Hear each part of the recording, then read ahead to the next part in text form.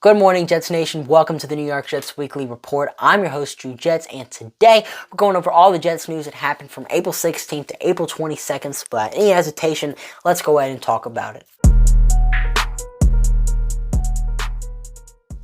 So on Sunday, nothing happened, but Monday was loaded with Jets news. First off, the voluntary offseason program started, and Quinnen Williams did not report amid his contract situation.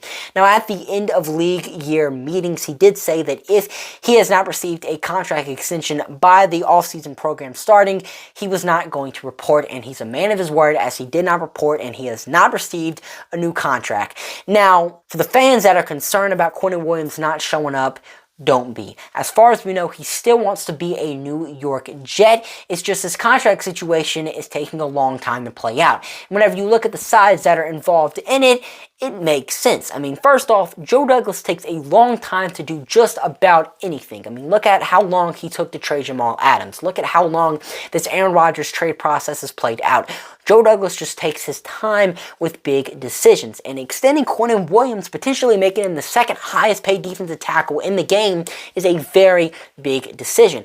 Quinnen Williams' agent, Nicole Lynn, also takes her time with these contracts as well. She wants to ensure that her clients get the best deal possible. I mean, Jalen Hurts, who she also represents, just signed a new contract extension with the Philadelphia Eagles, making him the highest paid player per year in NFL history. So the two sides that are working on this deal take a long time for it to get done.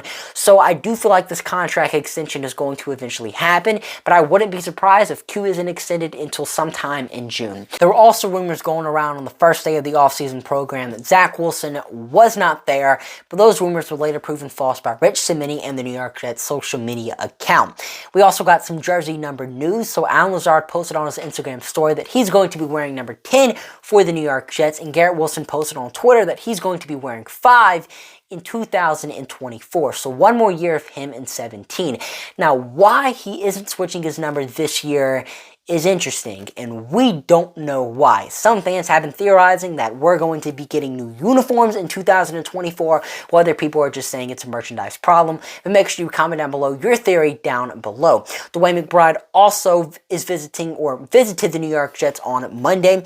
In 2022, had the second most rushing yards in the nation with 1,719, along with 19 rushing touchdowns. And in 2021, he had 1,371 yards and 13 rushing touchdowns.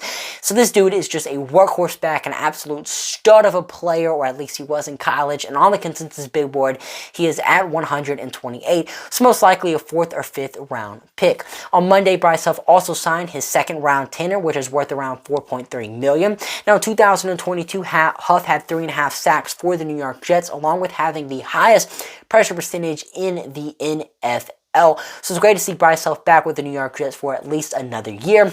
And the last thing that happened on Monday was Isaiah Mack signing his exclusive rights free agent tender, which is worth around $1 million.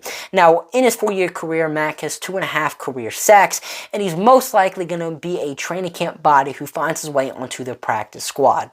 Now moving on to Tackle Tuesday, so Paris Johnson visited the New York Jets. And what is there to know about Paris Johnson? Well, he's extremely versatile. He was a second-team All-Big Ten right guard in 2022, and he was a first-team All-Big Ten and second-team All-American as a left tackle in 2022. He's also super athletic and moves very well for a tackle. Bleacher Report described him as a proficient run blocker, and he's also a good pass protector, but does need a little work in that area. And on the consensus big board, he is number 10. I mean, the bottom line is that Paris Johnson is one of the best tackle prospects in this year's NFL draft. And if he is somehow there at 13, the New York Jets need to pull the trigger. And it's great to see that we are visited Johnson. The New York Jets also re-signed offensive tackle Cedric Ogbuehi. Now, he played in 7 games for the New York Jets and started in 5 last year and only allowed 1 sack. And he overall did a really nice job as a tackle for the Jets last year and really was one of the best offensive linemen we have. I mean, he really wasn't a liability. I mean, he did well for us whenever he was out there, and it's great to see the New York Jets have re-signed him. Now, I don't think he ends up making the final 53-man roster, but if he can make it onto the practice squad. That's huge for the New York Jets. On Wednesday, we visited with Jalen Moreno-Cropper, and that was actually our last draft visit, as Wednesday was the deadline for draft visits. Now, what is there to know about Moreno-Cropper? He's a slot receiver with 4.4 speed who had 1,093 receiving yards, 5 touchdowns, and 84 catches in 2022. He was also used as a gadget player at Fresno State, having 5 rushing touchdowns and 2 passing touchdowns in his career. On the consensus big board, he has 222, so he's most likely going to be a 5th or 6th round pick. On Thursday, Calais Campbell revealed on the Josiah Anderson podcast that Aaron Rodgers texted him to join the New York Jets, saying, "Let's go win a Super Bowl together." Campbell also revealed that the New York Jets' offer was very similar to the Atlanta Falcons, but he chose to sign with Atlanta because they were giving him the ability to play edge again, which the New York Jets weren't. Now, this should eliminate any discussion about a third-party team trading for Aaron Rodgers, because he's already made it clear he wants to join the New York Jets, and this right here is just the icing on the cake. And the last story we're going to be talking about isn't a free agent signing, isn't a draft visit, isn't a trade. It's who's going to be announcing our first round pick this year. So Kyle Stickles is going to announce our first round pick on Thursday. Kyle's a part of the Make-A-Wish Foundation and has been dealing with bone cancer since 2020.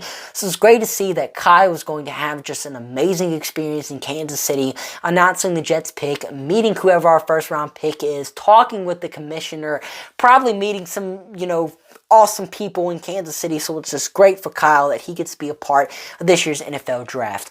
And that's all the Jets news I got for you guys today. I'm sorry for the lack of content last week, but this week I will have content every single day for you guys. On Monday, I got a mock draft coming out. On Tuesday, I got a video about every single player the Jets have met with. Wednesday, we got the Jets do a show. Thursday, we got a breakdown of who the New York Jets picked on day 1. Same thing goes on Friday, but with day 2, and same thing goes on Saturday, but with day 3 picks. It's going to be a very eventful week, so make sure you guys hit the subscribe button for that. And I'm your host, Juliet, signing off for now. See you guys later. Peace.